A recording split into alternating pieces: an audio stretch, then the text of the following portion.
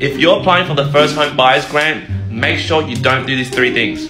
Because if you're counting on the grant to make settlement funds, and if you filled in the forms incorrectly, you may be in for penalty interest for late settlement charges.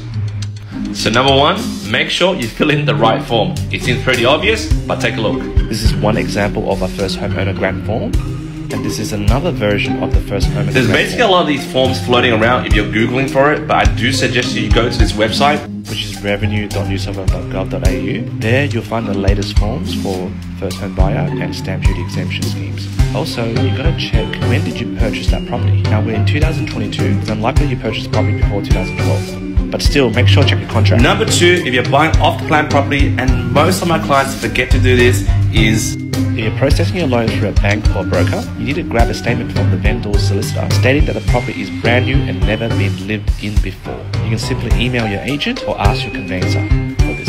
But please take note, the vendor's solicitor can sometimes be really slow, so ask for this in advance. And number 3, if your spouse has purchased the property before, you may be not eligible for the first homeowner's grant. And please don't try to bullshit them because they'll find out and fine you. And I know a lot of you will be saying, dude, the first homeowner grant is so simple to fill in. How could anyone get it wrong?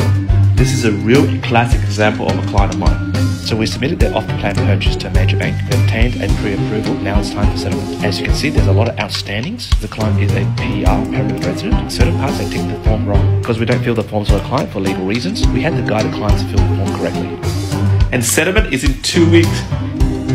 So don't leave it to the last minute. So